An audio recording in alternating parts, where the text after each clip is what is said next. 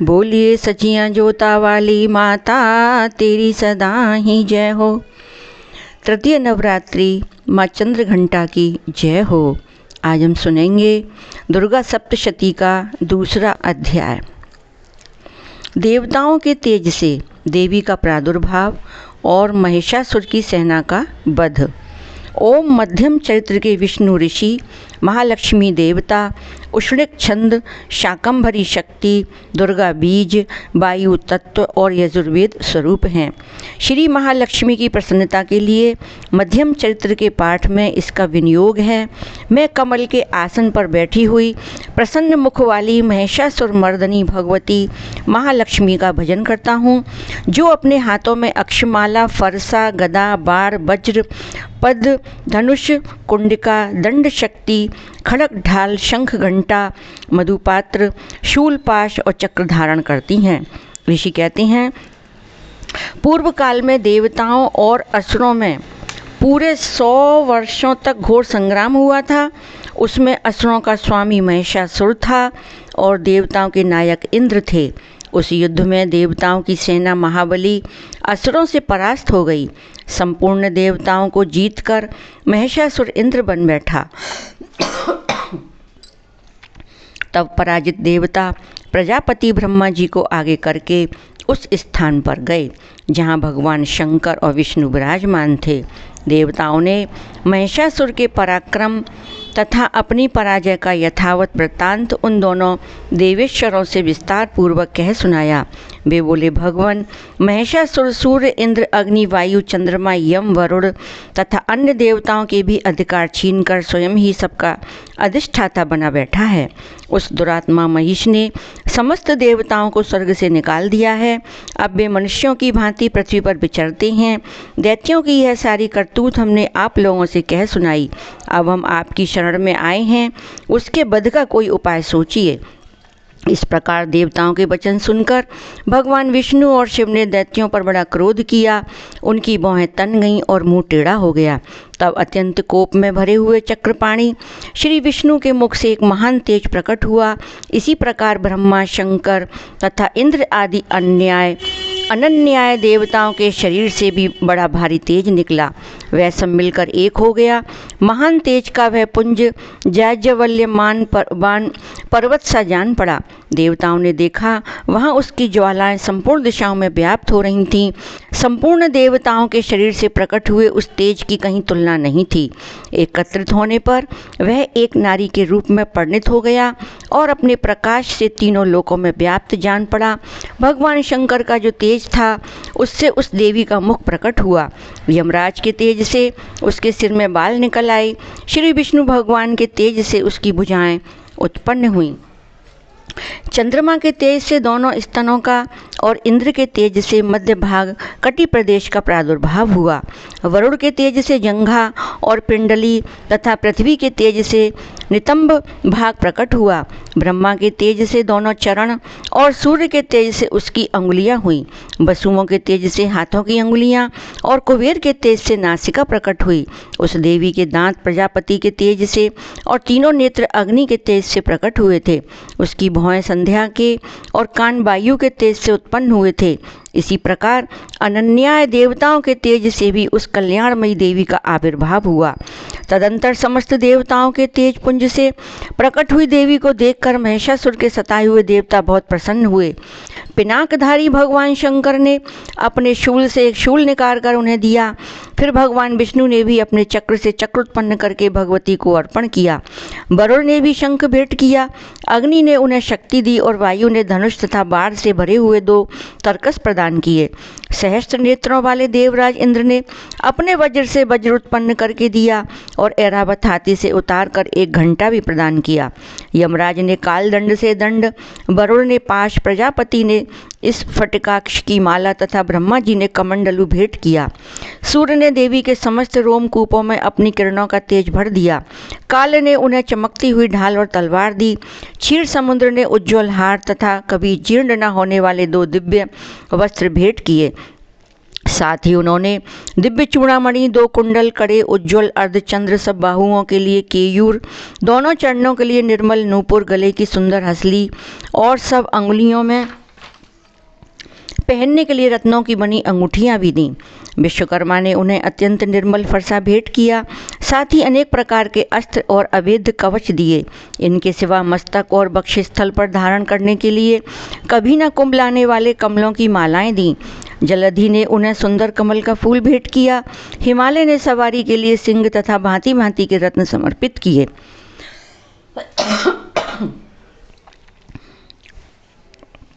धनाक्ष कुबेर ने मधु से भरा पान पात्र दिया तथा संपूर्ण नागों के राजा शेष ने, जो इस पृथ्वी को धारण करते हैं, उन्हें बहुमूल्य मणियों से विभूषित नागाहार भेंट किया। इसी प्रकार अन्य देवताओं ने भी आभूषण और अस्त्र शस्त्र देकर देवी का सम्मान किया। तत्पश्चात उन्होंने बारंबार अट्टहास पूर्वक उच्च स्वर से गर्जना की। उनके भयंकर नाद से संपूर्ण आकाश गूंज उठा। देवी का वह अत्यंत उच्च स्वर से किया हुआ सिंहनाद कहीं समा न सका। आकाश उसके सामने लघु प्रतीत होने लगा। उससे बड़े जोर की प्रतिध्वनि हुई, जिससे संपूर्ण विश्व में हलचल मच गई और समुद्र कांप उठे, पृथ्वी डोलने लगी और समस्त पर्वत हिलने लगे। उस समय देवताओं ने अत्यंत प्रसन्नता के साथ सिंह भवानी से कहा, देवी तुम्हारी जय हो। साथ ही महर्षियों ने भक्ति भाव से विनम्र होकर उनका स्तवन किया। संपूर्ण त्रिलोकी को क्षोभग्रस्त देख दैत्यगण अपनी समस्त सेना को कवच आदि से सुसज्जित कर हाथों में हथियार ले सहसा उठकर खड़े हो गए। उस समय महिषासुर ने बड़े क्रोध में आकर कहा, यह क्या हो रहा है? फिर वह संपूर्ण अस्त्रों से घिरकर उस सिंहनाद की ओर लक्ष्य करके दौड़ा और आगे पहुंचकर उसने देवी को देखा, जो अपनी प्रभा से तीनों लोकों को प्रकाशित कर रही थी। उनके चरणों के भार से पृथ्वी दबी जा रही थी, माथे के मुकुट से आकाश में रेखा सी खिंच रही थी तथा वे अपने धनुष की टंकार से सातों पातालों को क्षुब्ध किए देती थी। देवी अपनी हजारों भुजाओं से संपूर्ण दिशाओं को आच्छादित करके खड़ी थी। तदंतर उनके साथ दैत्यों का युद्ध छिड़ गया। नाना प्रकार के अस्त्र शस्त्रों के प्रहार से संपूर्ण दिशाएं उद्वासित होने लगीं। चिक्षुर नामक महान असुर महिषासुर का सेना नायक था। वह देवी के साथ युद्ध करने लगा। अन्य दैत्यों की चतुरंगनी सेना साथ लेकर चामर भी चढ़ लड़ने लगा। 60,000 रथियों के साथ आकर उदग्र नामक महादैत्य ने लोहा लिया। 1 करोड़ रथियों को साथ लेकर महाहनु नामक दैत्य युद्ध करने लगा, जिसके रोए तलवार के समान तीखे थे। वह असिलोमा नाम का महादैत्य 5 करोड़ रथी सैनिकों सहित युद्ध में आ डटा। 60 लाख रथियों से घिरा हुआ वाशकल नामक दैत्य भी उस युद्ध भूमि में लड़ने लगा। परिवारित नामक राक्षस हाथी सवार और घुड़सवारों के अनेक दलों तथा 1 करोड़ रथियों की सेना लेकर युद्ध करने लगा। बिडाल नामक दैत्य 5 अरब रथियों से घिरकर लोहा लेने लगा। इनके अतिरिक्त और भी हजारों महादैत्य रथ, हाथी और घोड़ों की सेना साथ लेकर वहां देवी के साथ युद्ध करने लगे। स्वयं महिषासुर उस रणभूमि में कोटि कोटि सहस्त्र रथ, हाथी और घोड़ों की सेना से घिरा हुआ खड़ा था। वे दैत्य देवी के साथ तोमर, बिंदीपाल, शक्ति, मूसल, खड़ग, परशु और पट्टिश आदि अस्त्र शस्त्रों का प्रहार करते हुए युद्ध कर रहे थे। कुछ दैत्यों ने उन पर शक्ति का प्रहार किया, कुछ लोगों ने पाश फेंके तथा कुछ दूसरे दैत्यों ने खड़ग प्रहार करके देवी को मार डालने का उद्योग किया। देवी ने भी क्रोध में भरकर खेल खेल में ही अपने अस्त्र शस्त्रों की वर्षा करके दैत्यों के वे समस्त अस्त्र शस्त्र काट डाले। उनके मुख पर परिश्रम या थकावट का रंच मात्र भी चिन्ह नहीं था। देवता और ऋषि उनकी स्तुति करते थे और वे भगवती परमेश्वरी दैत्यों के शरीरों पर अस्त्र शस्त्रों की वर्षा करती रहीं। देवी का वाहन सिंह भी क्रोध में भरकर गर्दन के बालों को हिलाता हुआ असुरों की सेना में इस प्रकार विचरने लगा, मानो बनों में दावानल फैल रहा हो। रणभूमि में दैत्यों के साथ युद्ध करती हुई अंबिका देवी ने जितने निश्वास छोड़े, वे सभी तत्काल सैकड़ों हजारों गणों के रूप में प्रकट हो गए और परशु, बिंदीपाल, खड़ग तथा पट्टिश आदि अस्त्रों द्वारा असुरों का सामना करने लगे। देवी की शक्ति से बड़े हुए वे गण असुरों का नाश करते हुए नगाड़ा और शंख आदि बाजे बजाने लगे। उस संग्राम महोत्सव में कितने ही गण मृदंग बजा रहे थे। तदंतर देवी ने त्रिशूल से, गदा से, शक्ति की वर्षा से और खड़ग आदि से सैकड़ों महादैत्यों का संहार कर डाला। डाला, कितनों को घंटे के भयंकर नाद से मूर्छित करके मार गिराया, बहुत तेरे दैत्यों को पास से बांधकर धरती पर घसीटा, कितने ही दैत्य उनकी तीखी तलवार की मार से दो दो टुकड़े हो गए, कितने ही गदा की चोट से घायल हो धरती पर सो गए, कितने ही मूसल की मार से अत्यंत आहत होकर रक्त बमन करने लगे, कुछ दैत्य शूल से छाती फट जाने के कारण पृथ्वी पर ढेर हो गए। उस रणांगण में बार समूहों की वृष्टि से कितने ही असुरों की कमर टूट गई, बाज की तरह झपटने वाले देव पीड़क दैत्यगण अपने प्राणों से हाथ धोने लगे, किन्हीं की बाहें छिन्न भिन्न हो गईं, कितनों की गर्दनें कट गईं, कितने ही दैत्यों के मस्तक कट कट कर गिरने लगे, कुछ लोगों के शरीर मध्य भाग में ही विदीर्ण हो गए, कितने ही महादैत्य जांघें कट जाने से पृथ्वी पर गिर पड़े, कितनों को ही देवी ने एक बाह, एक पैर और एक नेत्र वाले करके दो टुकड़ों में चीर डाला, कितने ही दैत्य मस्तक कट जाने पर भी गिरकर फिर उठ जाते और केवल धड़के ही रूप में अच्छे अच्छे हथियार हाथ में ले देवी के साथ युद्ध करने लगते थे।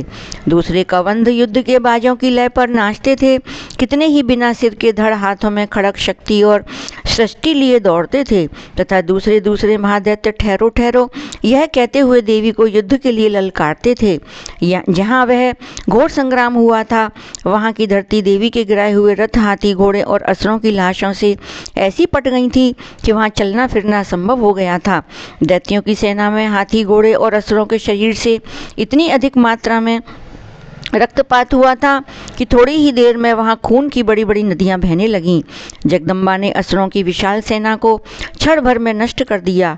ठीक उसी तरह जैसे तृण और काठ के भारी ढेर को आग कुछ ही क्षणों में भस्म कर देती है और वह सिंह भी गर्दन के बालों को हिला हिलाकर जोर जोर से गर्जना करता हुआ दैत्यों के शरीरों से मानो उनके प्राण चुने लेता था, वहाँ देवी के गणों ने भी उन महादैत्यों के साथ ऐसा युद्ध किया जिससे आकाश में खड़े हुए देवतागण उन पर बहुत संतुष्ट हुए और फूर बरसाने लगे। इस प्रकार श्री मार्कंडेय पुराण में सार्वणिक मनवंतर की कथा के अंतर्गत देवी महात्म्य में महिषासुर की सेना का वध नामक दूसरा अध्याय पूरा हुआ। ये अध्याय बड़ा है इसलिए इसमें तीसरा नहीं सुनाया है, तीसरा अलग से सुनेंगे।